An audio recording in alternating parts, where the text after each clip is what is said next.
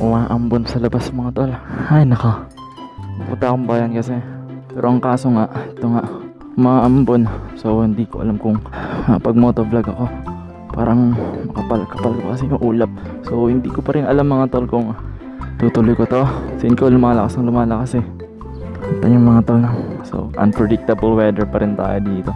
Tingnan natin mamaya kung matutuloy ako mag-motovlog. Okay, what is up mga pre, mga tol. So kamusta mga tol? No? Kung mapapansin nyo, dito ako sa loob ng sakyan kasi nga umaambon-ambon. So pagpasensya nyo muna ako dahil hindi ko kayang mag-drive ng umuulan or umaambon kasi sa panahon ngayon mahirap magkasakit. Mga recent na days kasi talagang may init, sobrang init ng panahon dito sa lugar namin. Kaya parang ngayon lang yata umulan ng ganito, ngayon lang kumulimlim. Hindi ko pa rin alam kung gaano katagal yung magiging ganitong sitwasyon kasi hindi kasi ganun kaganda yung pakiramdam natin. So parang naninibago tayo. So I don't want to take a risk na para magmotor, diba? Para maulanan. So meron lang sana akong kapote, baka pwede kong magawa ng paraan. Pero kasi parang hirap kasi sa panahon ngayon mga tol, no? Magmotor-motor, kaya kahit sinong mga ibang vloggers na nagmo-motovlog talagang hirap gumawa ng content, lalo pag ganitong nasa quarantine period pa rin tayo. Eto nga, bibigyan ko pa rin kayo ng magandang POV sa sasakyan natin. This is our POV, point of view driving muna tayo mga tol, no? So parang similar thing lang din naman sa pagmumotor. Kasi point of view rin naman yun. Nakikita yung manibela, yung kalsada, yan. Literal na ganyang bagay lang naman. O yun, no? Ang kapal ng ulap sa bundok. Talagang hindi pa rin pinipaniwala yung gantong panahon, pabago-bago. Pero ayon kasi sa weather forecast mga tol, no, talagang malakas yung ulan dito. Akala ko pa bubuhos yung ulan kasi. So kamusta sa mga lugar niyo mga tol, no? Pag gantong ulan, huwag na kayo masyadong lumalabas masyado.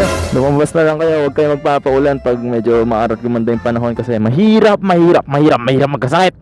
Iba pa rin yung panahon natin ngayon. So eto na, nag-change na naman tayo sa period na tag-ulan. Hindi pa rin natin alam anong mangyayari sa ating mga buhay-buhay, no? Talagang solid pa rin dito talaga sa lugar natin. Ayun, no? So parang naboboringan na ako minsan eh. Ang hirap mag-adjust sa mga gantong panahon. Hindi ko alam. So yun mga tol, no, meron na share ako sa inyo regarding sa lakad ko kahapon. Yun nga, nagpalit ako ng ano. So, kahapon nga mga tol, nagpalit ako ng battery. So since nasasakyan tayo, usapin mo sasakyan muna tayo. Di ba sa battery ng motor mga tol, no, meron yung mga maliliit, yung mga 3L, 4L, 5L, mga ganun. So sa 4 wheels naman mga tol is meron tayo mga 2SM tsaka 3SM. Yun lang kasi alam ko eh. Tapos iba pa yung mga ganyan, yung pang truck, yung mahaba na battery, di ba? Ito kasi sakyan natin mga tol, meron tayo ditong stock na battery ng Hitachi. Yan, pakita ko na lang sa inyo sa screen. Yan is di tubig. Kung sinabing di tubig, hindi yan maintenance free. Kailangan yung i-maintain yung tubig niyan. From check nyo na rin mga once a week ganun, kasi nga di tubig siya. Kailangan nyo i-monitor yan. So nagpalit na rin tayo na maintenance free na battery, no. It took about mga mga 64k na mileage para magpalit ng battery. Kung nagtatanong kayo kung gano'n nakatagal yung sasakyan natin, it's mga 2 years and 6 months na rin naman. Battery life kasi hindi laging nagbe-base yan sa sa tagal ng panahon. Kumbaga ang pinagbabasihan kasi ng battery life para sa akin is yung mileage, tsaka yung, what do you call this one? Gaano mo siya kadalas gamitin. Ganun naman talaga yung purpose ng battery. So what's the sense of having a new battery kung hindi mo naman ginagamit? So talagang tatagal yan unless pinapaandar mo mga twice a week, once a week. So tagal talagang lifespan yan. Lalo kung hindi ka pa nagna-night driving, di ba? So talagang tatagal yung battery mo. Pina natin nandun tayo sa period na yung medyo malakas ang bugbugan na gamitan tayo. Sa Hitachi na brand kasi, yung tumagal lang siya ng almost 2.5 years. Nung nagpalit ako mga tol, hindi siya naubusan kasi natatakot lang ako baka baka maubusan ako sa daan kasi i-start ko na yung sasakyan. Yung medyo delay, ay hindi naman siya delay, kumbaga matagal yung cranking time niya.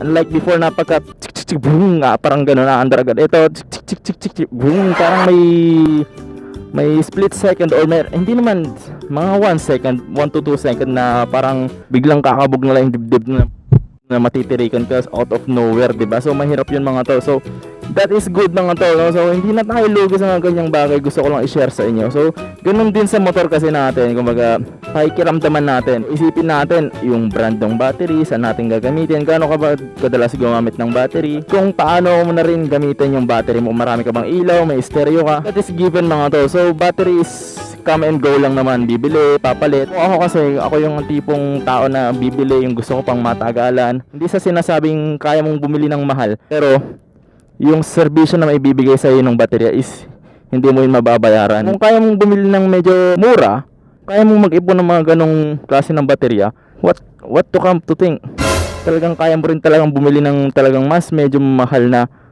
battery, di ba? Kung kaya mo bumili ng medyo mas mura, kaya mo rin bumili ng medyo mas mamahal na battery, kasi same thing lang din na battery lang din naman yun eh. Kung hindi kayo papahiya ng battery ng mura, lalong hindi kayo papahiya ng battery mong mahal. So that's it mga tol, no? So kaya bumili ng mura, kayanin mo bumili ng medyo mahal. Yung satisfaction mo mabibili mo. Hindi porket mahal lang. Di dahil sa mahal yan, hindi lang sa pangalan, kundi sa serbisyong may bibigay sa inyo na hindi mo talaga mababayaran. So dito muna ako mga tol, no, sa bayan. I have, habang gagawin ko dito, pupunta ako dito, bibili ako ng pagkain ng alaga naming hayop, saka vitamins na rin, no. So see you later mga tol, no. Dal ko talaga. One eternity later. Okay, what is up mga tol?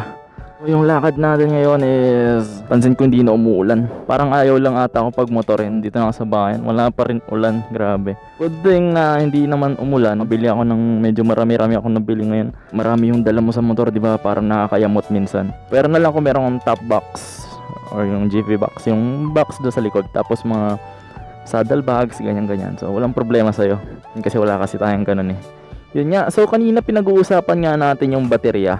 Nung meron pa kasi akong Mio mga tol, no? Ang baterya na ginagamit ko dati is, ang stock na battery ng motor ko dati na Mio is yung UASA. Alam ko familiar kayo sa UASA. O yun yata hindi tubig pa yun eh. Tapos nagtry ako magpalit nung Motolite. So sukat nung battery ko dati is, ano yata yun? 3, ano ba yun? Basta pang Mio mga tol yung Motolite. So tumagal sa akin yung Motolite mahigit 2 taon din. Normal lang, walang mga cheche-bureche. Isang wall-in na ilaw, yun ang dinadala ko lagi. Nag-long drive kami dati. So matagal yung lifespan ng Motolite. So tested yung Motolite. So magandang klase talaga yung Motolite na battery. So mga 4 wheels kasi, Motolite is talagang proven and tested na lalo dito sa tropical hot countries na gaya natin. Parang Motolite talagang tested, garantisado na, no? So ako nagbasa-basa ako ng reviews, ganito ganyan. So, sa 4 wheels ang pinurchase kong battery kahapon is yung Amaron. 3 klase yung Amaron kasi, no? So isang Amaron Go, isang Amaron High Life, tsaka yung Pro. Doon ako nagpunta sa Pro kasi sinabi ko kanina, talagang gusto ko talaga yung bibila ko, yung parang sagad-sagara na wala nang bawi-bawian, di ba? Para wala na akong pagsisihan, di ba? Ganoon ako mga tol. So kinuha ko yung Pro. So pinagbilan kahapon medyo mahal yata. So it costs about around 9k, no? So magandang klase ng battery naman. Hindi naman matutumbasan ng pera yung serbisyong may bibigay niya sa'yo. So yun lang yung motto ko talaga palagi mga tol. Sa motor naman mga tol, ang pinaka the best na na-try kong battery ever since is yung outdo or yung quantum battery. So yung outdo battery is gel type, yung orange. Dati yun dati. Ewan ko lang ngayon kung ano yung bago. Tsaka yung quantum. Yung quantum is yung kulay black na battery mga tol. The best na battery yan, lalo kung marami kang LEDs. Di ba kailangan mo ng malakas na baterya pag LED ka. Tsaka naka battery operated ka pag LED. Yan, speaking. So, kailangan mo mga ganun para hindi kumurap-kurap yung ilaw mo. Mas mahal yata yung yung gel type, yung outdo, kasi parang meron siyang sa ibabaw, yung voltmeter. Parang meron siyang ganun. Tapos yung quantum normal lang, typical, pero the best yung outdo, yung gel type. Yun, usapang battery tayo talaga ng mga tol, no? So far wala naman tayong naranasang problema sa mga ganyan. So in case pala yung mga battery natin merong mga warranty sa 4 wheels, depende yan, halos mga 17, 20, 24 months warranty. Sa sasakyan, sa motor, ang warranty niyan mga 6 months to 1 year lang eh. So ganun lang yung warranty niyan. So depende na lang yan sa dealership na pagpupuntahan nyo, or depende na lang din yan sa usapan nyo, di ba? So meron kasi mga battery stores na tinitrade in yung luma kasi ewan ko nung gagawin nila doon, tatanggalin yata yung tingga or i-charge nila. Depende sa kanila, ewan ko. Ako kasi pag naggaganyan hindi ko binibigay yung luma eh. Ginagawa ko spare, kumbaga backup lang sa bahay. Kasi pag maglilipat ka ng battery, dapat meron kang isa. Hindi porket tinanggal mo, ganun na agad. Lalo sa mga modern na sasakyan kasi maraming magre-restart. Sa mga lumang sasakyan, okay lang na tanggalin mo ng direct yung negative positive, ganun lang din yun. So kung magkakaproblema man yung battery nyo, no, kasi as per experience, naranasan ko talaga yung bagong-bago yung battery, no, wala pang isang buwan nag-discard yung baterya. Main thing na problema ko doon is yung alternator nga. Pina-check ko yung voltage yung battery, talagang bumaba, pero nung pina-check yung karga ng alternator is talagang insufficient para mag-recharge yung battery natin. So lang, yung check nyo yung alternator, pa-check yung alternator, kasi dito kasi tayo kumukuha ng hindi kumbaga ito yung parang hunan natin saan man tayo magpunta, yung kuryente ng battery. Malaking bagay yung alternator natin para niya sa mga loads ng sasakyan natin, laga sa aircon, ilaw, stereo, lahat na sinabi ko. Yun lang mga tol, no? So sana nag-enjoy kayo, sana meron akong na-share or na-impart sa inyo kahit hindi ako nagmo-motovlog. Baga gusto ko lang may share sa inyo kung ano yung status natin dito, kung ano yung ginagawa natin, at syempre usapang sasakyan pa rin. Sasakyan, motor, ganyan. So kung alam ko marami sa inyong mahilig sa ganyan, no? So battery may come and go, gaya na sinabi ko kanina.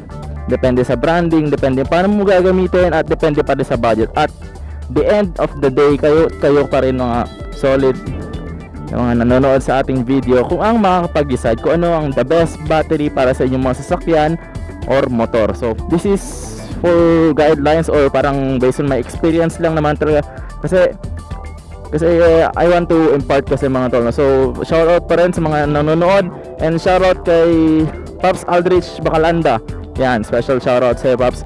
So maraming salamat sa mga nag-like, share, comment, and lahat ng dumadagdag subscribers natin, no? So if may mga tanong lang kayo, comment nyo lang sa baba kung ano may queries nyo, kung may mali man akong nasasabi, at pag-usapan natin sa comment section, at pag-usapan pa rin natin, and I want to be a part of your life mga tol. So keep in touch mga tol, no? Stay safe always, and God bless everyone. So subscribe.